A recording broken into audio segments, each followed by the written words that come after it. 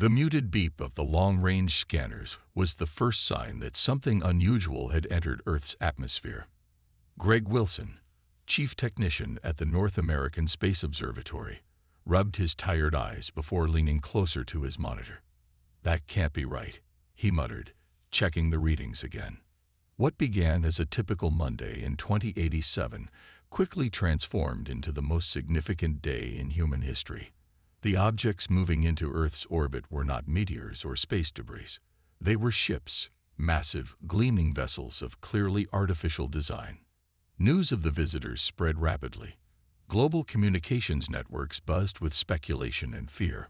World leaders scrambled to form a unified response, while military forces worldwide went on high alert. 3 days after their arrival, the aliens finally made contact. They called themselves the Xorlians, representatives of a vast coalition known as the Galactic Council.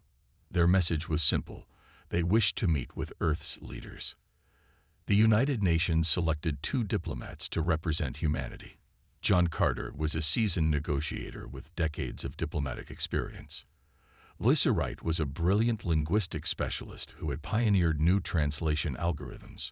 Together, they boarded the shuttle that would take them to the Xorlian command ship. "Remember, we represent not just our nations, but our entire species," Carter said as they approached the alien vessel. Wright nodded, clutching her translation device tightly. The Xorlians appeared almost reptilian, with scaled skin in shades of blue and green. Their leader, Supreme Delegate Krax, towered over the human representatives at nearly 8 feet tall. "We welcome you to the greater galactic community," Krax announced through a translation device. "We have observed your world for some time." The meetings continued for weeks.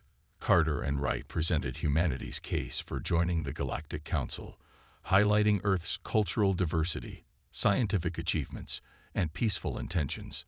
But something felt wrong. Wright noticed that Xorlians often spoke among themselves with their translation devices disabled. Their body language, while alien, suggested dismissiveness. During the 5th meeting, Krax finally revealed the Council's decision. "Your species is too young, too primitive," he stated flatly. "You have barely mastered basic space travel. The Council cannot accept such an undeveloped civilization." Carter tried to argue, pointing to humanity's rapid technological advancement, but the Xorlians had made up their minds. What the Earth representatives didn't know was that the Council had already classified Earth as a resource world, a planet whose resources could be harvested for the benefit of more advanced civilizations. Scans of Earth had revealed unique biological compounds and mineral formations not found elsewhere in the explored galaxy. The Xorlians had detected these resources and had no intention of allowing humans equal standing. While Carter and Wright returned to Earth disappointed but hopeful for future consideration, the Xorlian fleet was already positioning for something else entirely. Scientist Alan Murphy was working late in his Sydney laboratory when he noticed something peculiar in atmospheric readings. "These energy signatures don't match anything we've seen from the Xorlian ships before," he said to his colleague, Diane Foster. Before she could respond, the building shook violently. Outside, the night sky lit up with pulse after pulse of energy beams striking the city. Across the planet, the scene repeated itself. New York, Beijing, London, Moscow, Cairo, all simultaneously under attack. The Xorlian ships had moved into offensive positions without warning. Earth's military forces scrambled jets and activated defense systems, but they were woefully outmatched by the alien technology. Communications networks went down within hours. President Kate Reynolds addressed what remained of the global communications network from an underground bunker.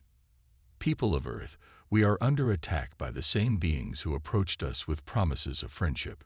Today, we fight not as separate nations, but as one human family. We will not surrender our world." As the first day of the invasion ended, nearly 30% of Earth's major cities lay in ruins. The Xorlians had begun their harvest, and humanity's struggle for survival had only just begun. The orange glow of burning cities lit up the night sky as the second wave of Corellian ships descended. 3 weeks into the invasion, Earth's militaries had exhausted most of their conventional weapons with little effect against the alien shields. The invaders established extraction facilities across all continents, massive structures that bored deep into the planet's crust. Commander Sam Ellis watched from the ridge as alien workers unloaded equipment at a newly constructed facility in what used to be Colorado. A former Navy SEAL, Ellis now led one of the largest resistance groups in North America. "They're setting up another processing plant," he whispered to his second-in-command, Ryan Moss. "Just like the others." Humans captured during the initial attacks were being herded into labor camps surrounding these facilities. The Corellians needed workers to help extract the biological compounds and minerals they had come for. "Our jets couldn't even scratch their ships," Moss replied. "What chance do we have with the weapons we've got left?" Ellis narrowed his eyes. "We don't fight them head-on. We study them, find their weakness." 500 miles away, in an underground research facility beneath the ruins of Chicago University, Dr. Olivia Patterson worked tirelessly with a team of scientists examining captured Corellian technology. "The energy signature from their shields fluctuates at regular intervals," she explained to the gathered researchers. "There's a pattern here we might exploit." Patterson had been a leading quantum physicist before the invasion. Now she led humanity's desperate effort to understand the alien tech. Her lab was filled with salvaged pieces from downed scout ships and weapons. "Look at this material," she said, pointing to a component from a Corellian rifle. "It responds to specific electromagnetic frequencies. If we can generate a matching counter-frequency." The resistance grew stronger each day. As more people lost their homes and families to the invaders, they joined Ellis and other leaders around the world. What they lacked in technology, they made up for in numbers and determination. Ellis established a network of hidden bases throughout the Rocky Mountains. From these strongholds, resistance fighters launched hit-and-run attacks against Corellian patrols and supply lines. "They expected us to surrender," Ellis told a group of new recruits. "They don't understand human stubbornness." The breakthrough came on day 47 of the occupation. Dr. Patterson called Ellis to her lab, excitement clear in her voice despite the secure communication channel. "We've found something," she said. "Their shield technology has a cycling pattern. There's a 3-second window where the frequency shifts, creating a vulnerability." Ellis leaned closer to the screen. "Can we exploit it?" "Yes," Patterson replied. "We've modified some of our remaining EMP weapons. The timing will be critical, but if deployed correctly, they should disable their shields temporarily." This discovery changed everything. Ellis immediately began planning a major operation, a raid to capture a Corellian communication hub. With access to their communications, the resistance could gain valuable intelligence about enemy movements and plans. The raid team assembled under cover of darkness. 20 of Ellis's best fighters, equipped with the modified EMP devices Patterson had provided. Their target, a communications relay station on the outskirts of what used to be Denver. "Remember," Ellis told them, "timing is everything. The EMPs need to hit precisely when I give the signal." The team moved silently through the ruins, avoiding Corellian patrols. When they reached the facility, Ellis observed the shield's subtle shimmer, counting the seconds between cycles just as Patterson had taught him. "Ready. Now." The EMPs detonated in perfect sequence. For a moment, nothing happened. Then, the shield around the facility flickered and collapsed. "Move in," Ellis ordered. The team stormed the building, overwhelming the surprised Corellian technicians inside. Within minutes, they had secured the facility and its valuable communication equipment. As they prepared to withdraw, Ellis placed his hand on the alien communication device. This small victory wouldn't end the war, but it was a start, the first real hope since the invasion began. The captured Corellian communication device proved more valuable than anyone could have imagined. For 3 days straight, Dr. Patterson and her team worked to decrypt the alien transmissions. When they finally succeeded, the truth was worse than they had feared. It was planned from the beginning. Patterson explained to Commander Ellis in the Resistance's mountain headquarters. The Galactic Council never intended to welcome us. Earth was classified as a harvest world before the Exorlians even made contact. Ellis studied the translated communications on the screen. They knew about us for decades, he said, anger edging into his voice. The decrypted messages revealed something else, something disturbing. The Galactic Council operated under a system of treaties and protections for spacefaring civilizations. Earth, having not yet developed reliable interstellar travel, had been deliberately excluded from these protections. They have laws against this kind of invasion, Patterson said, pointing to a section of text. They just decided we weren't advanced enough to qualify for protection. But the communications also contained unexpected information. The Exorlians were sending increasingly concerned reports back to the Council about human resistance efforts. Look at this, Patterson highlighted another message. They're calling us unusually adaptive and surprisingly resilient. They didn't expect us to fight back so effectively. High Marshal Zex, the Exorlian military commander, had reported that human guerrilla tactics were causing significant disruption to extraction operations.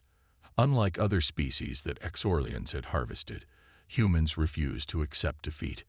This discovery energized the resistance. Patterson's team accelerated their efforts to reverse engineer Exorlian technology. Working day and night in their underground lab, they began to adapt alien components to work with Earth technology. Their weapons operate on principles similar to our particle physics, Patterson explained to her team. We can replicate the effects with our own technology once we understand the fundamental processes. Within weeks, the Resistance had produced the first human-made weapons capable of penetrating Exorlian shields. These weren't as powerful as alien weapons, but they worked, and they could be manufactured using salvaged materials. Small victories began to accumulate. A resistance cell in Australia destroyed an extraction facility. Fighters in Brazil ambushed and eliminated a Exorlian patrol. In Russia, rebels captured a small scout ship intact. Each success was shared through the Resistance's growing communication network. Ellis ensured that Patterson received examples of alien technology from every successful operation. They're learning, High Marshal Zex reported to the Galactic Council. These humans adapt at an alarming rate. They've already developed countermeasures to technologies that should be centuries beyond their understanding. The Council responded by authorizing additional troops and equipment, but there was a note of concern in their communications. No harvest world had ever mounted such effective resistance.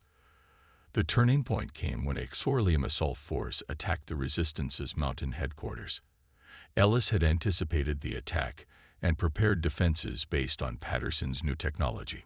As alien ships approached, disguised anti-shield emitters activated throughout the mountainside. When the Exorlian forces moved within range, their shields flickered and failed. Now, Ellis commanded through his radio. Hidden resistance fighters opened fire with modified weapons. For the first time, humans had the advantage. Exorlian ships crashed into the mountainside, and ground troops found themselves exposed to attacks they couldn't repel. The battle lasted hours, but when it ended, the Resistance had achieved its first major defensive victory. The mountain base remained secure, and dozens of alien craft lay in ruins around it. As Ellis surveyed the aftermath, Patterson joined him at the observation point. "This is just the beginning," she said, watching Resistance fighters salvage valuable components from the wreckage. "Every piece of their technology we capture makes us stronger." Ellis nodded, a grim smile forming. Time to show the Galactic Council that humanity isn't just going to survive. We're going to fight back. 6 months into the invasion, the balance of power began to shift. What started as isolated resistance victories grew into a coordinated global counteroffensive. Commander Ellis stood in the war room of the mountain base, studying a holographic map showing Exorlian positions worldwide. They've pulled back from these regions, he said, pointing to areas in North America and Europe. They're consolidating their forces around the major extraction sites. The resistance had grown from scattered groups into an organized army. Ellis now commanded the North American Defense Force, one of 5 major human military groups that had emerged during the occupation. We hit them here. Ellis traced a line across the map. And here. Simultaneous attacks on their supply lines will force them to defy their response. The offensive began at dawn. Human forces, equipped with weapons reverse-engineered from Xorlian technology, struck alien positions across the globe. For the first time, the invaders found themselves on the defensive.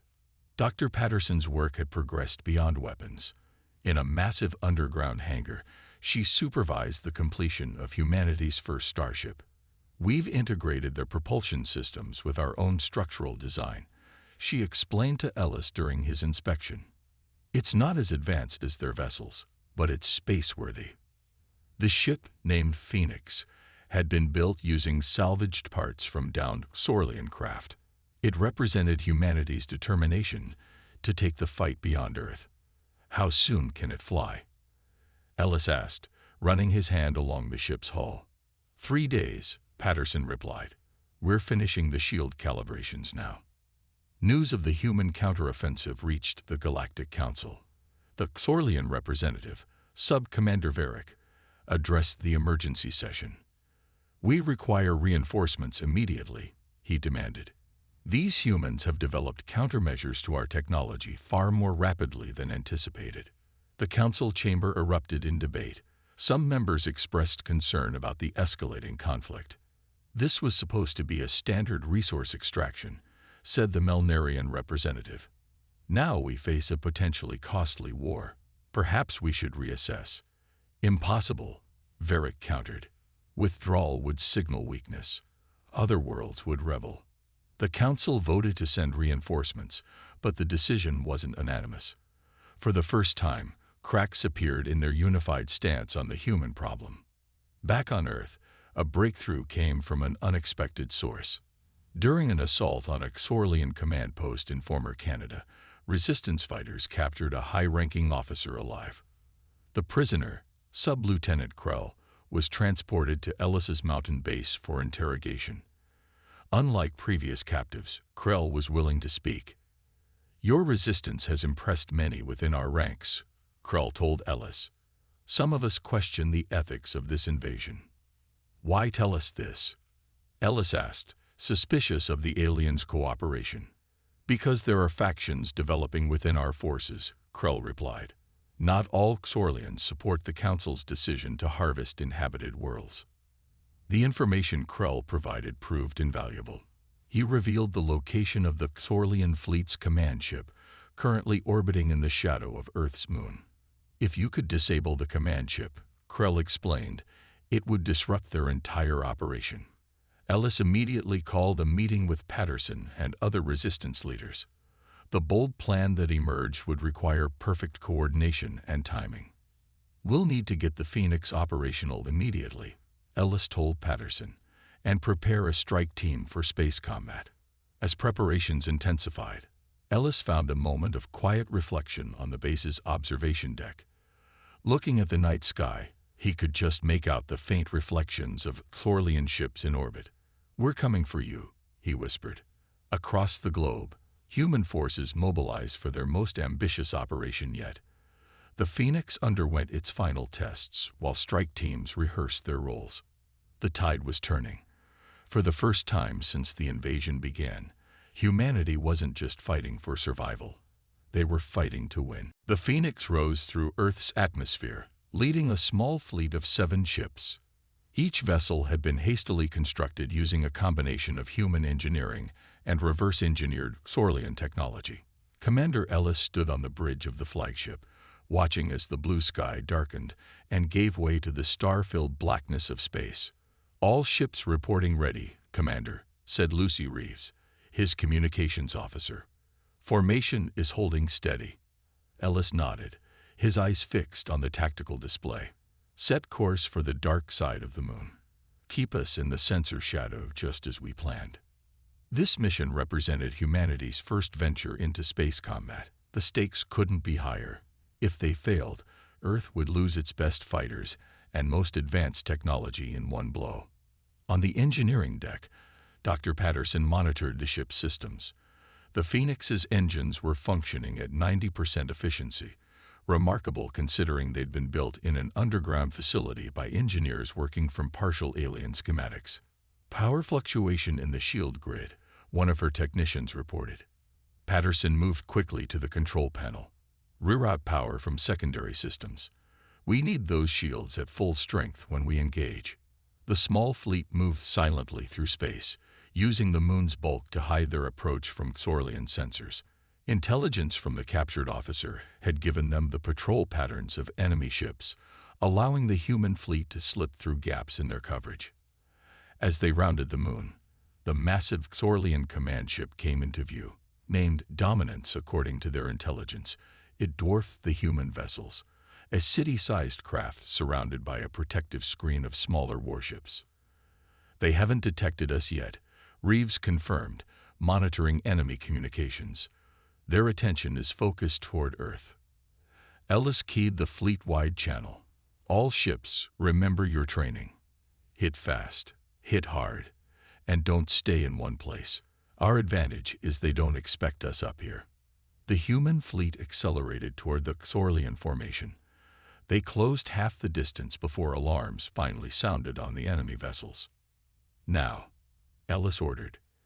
The Phoenix fired first, its main cannon releasing a concentrated beam of energy directly at a Xorlian patrol ship. The alien vessel's shields flared bright blue before collapsing, allowing a second shot to tear through its hull. The space around the moon erupted into chaos.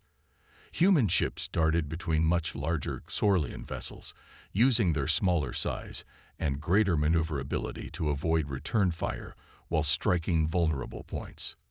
Their formation is breaking, Reeves announced. They're trying to regroup. The Xorlians had never faced human tactics in space. Their battle doctrine relied on overwhelming firepower and superior technology.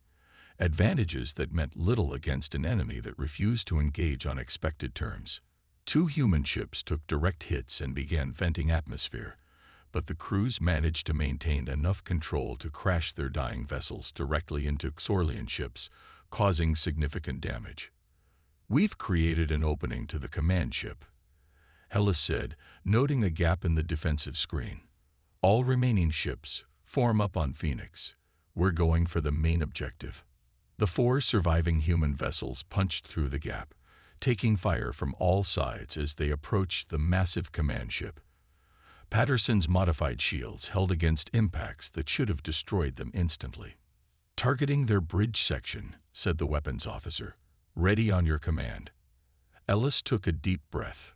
Fire everything we've got.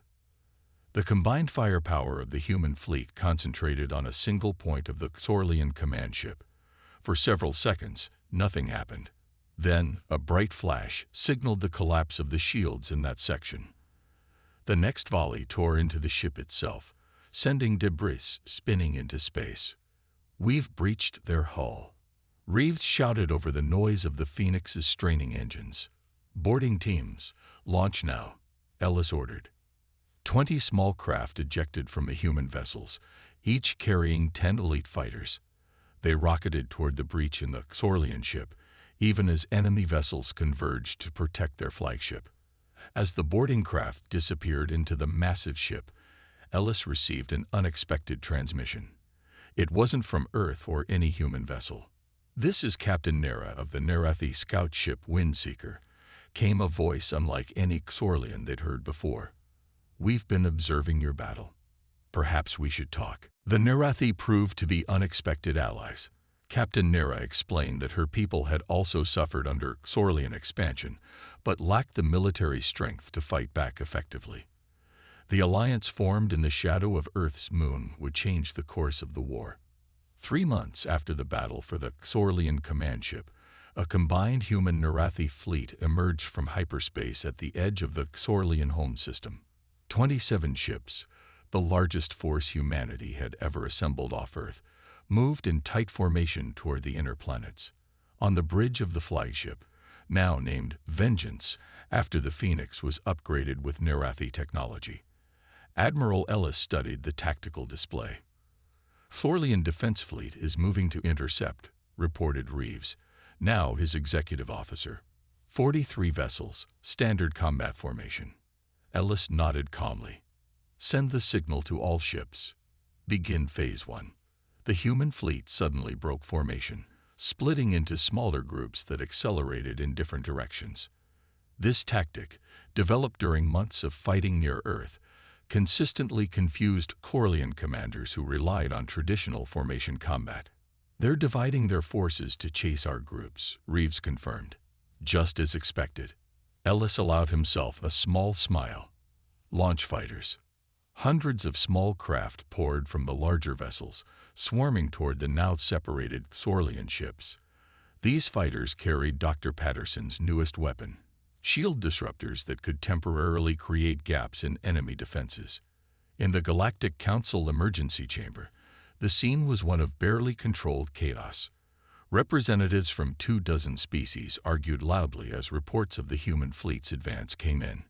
Impossible, shouted the Xorlian High Commander. These primitives couldn't have crossed interstellar space so quickly. The Melnarian representative stood. Yet they have. And now they threaten the Xorlian homeworld. This has gone too far. We warned the Council, added another member. When the humans captured our technology and began adapting it, we advised negotiation. Now we face potentially catastrophic consequences. Outside the Council building, crowds gathered as news spread of human warships entering the system. Many citizens of Council worlds had never approved of the Earth invasion, seeing it as a violation of the principles the Council claimed to uphold. Back in space, the battle raged across the Thorlian system. Human ships, though fewer in number, consistently outmaneuvered their opponents. Dr. Patterson's weapons neutralized the technological advantages that Thorlians had relied upon. Admiral, Reeves called out. Thorlian's Central Command is requesting communication. Ellis straightened his uniform. Put them through. The screen flickered to life, showing a Xorlian commander whose scales had paled to a light blue, a sign of extreme stress in their species. This attack is unprovoked, the commander began. You violate Council space. Ellis cut him off. Unprovoked. Your forces invaded our world, murdered millions of our people, and attempted to strip our planet of resources. We offered surrender terms 3 times during our advance. Your leaders refused. The Council will not stand for this. The Corlean insisted. The Council, Ellis replied coldly, is next on our list. Unless you wish to see your homeworld suffer the same fate as our cities on Earth, I suggest immediate and unconditional surrender. The communication ended abruptly. On the tactical display, the Corlean ships continued fighting, but with decreasing effectiveness as more fell to human attacks. They're not going to surrender, Reeves observed. No, Ellis agreed. Their pride won't allow it. Set course for the Galactic Council headquarters. It's time they faced accountability for what they've permitted. As the human fleet regrouped and prepared to jump to the Council world, news of the battle spread throughout the galaxy.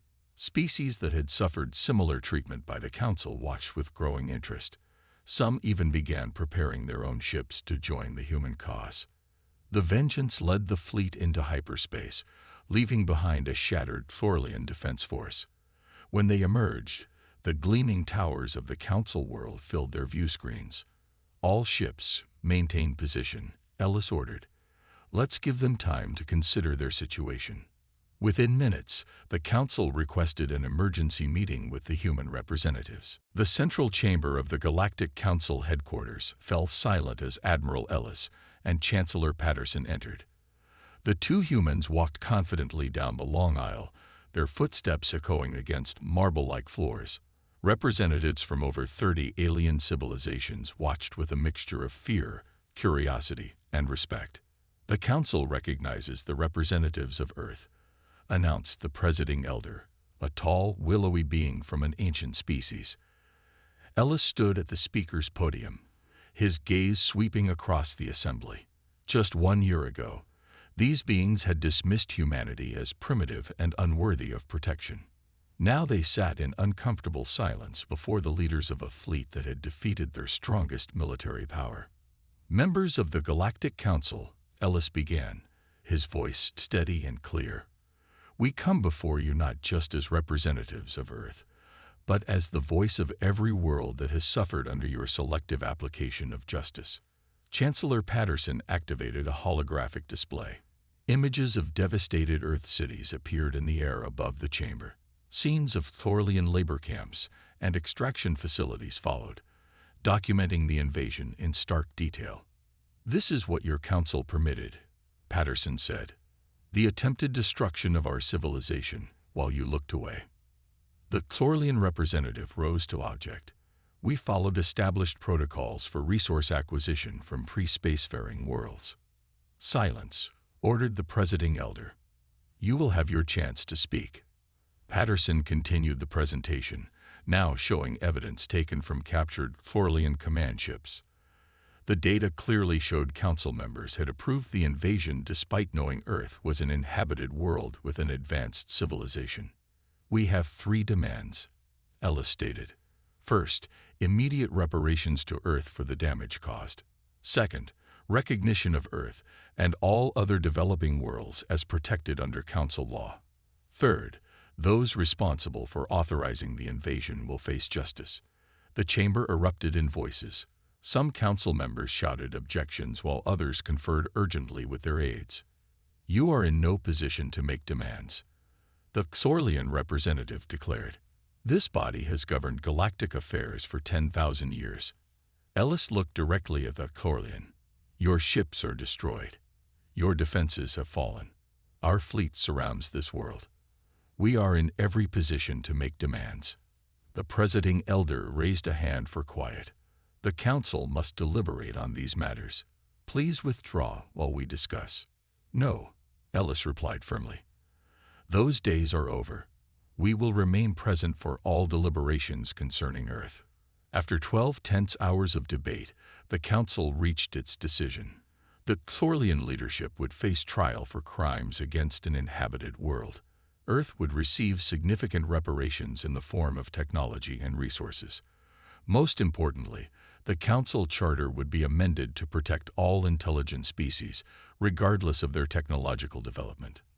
6 months later, Ellis and Patterson stood on a newly constructed platform in Geneva, addressing representatives from Earth's nations and a dozen alien species. The platform overlooked the construction site of the new Interstellar Cooperation Center. "Today marks the beginning of a new chapter," Patterson announced. "With the signing of the Terra Accords, we establish new principles for interaction between worlds." The document they had created went beyond simply protecting Earth. It formed the basis for a new coalition of planets dedicated to mutual defense and fair treatment of all species. "We came close to extinction," Ellis told the assembly. "But through our determination, we not only survived, we changed the galaxy for the better." As the signing ceremony concluded, ships from Earth's growing fleet performed a flyover. Among them were vessels from the Nerethi and 3 other species that had joined the new coalition. In just over a year, humanity had gone from fighting for survival to reshaping galactic governance. The message was clear throughout the stars. Earth was not to be underestimated. In the council chambers, now operating under reformed rules, a memorial was installed. Its simple inscription in multiple languages delivered a powerful warning to future generations. Justice must be universal, or it is not justice at all. The galaxy had learned a costly lesson, and Earth had emerged not just as a survivor, but as a defender of worlds that could not yet defend themselves.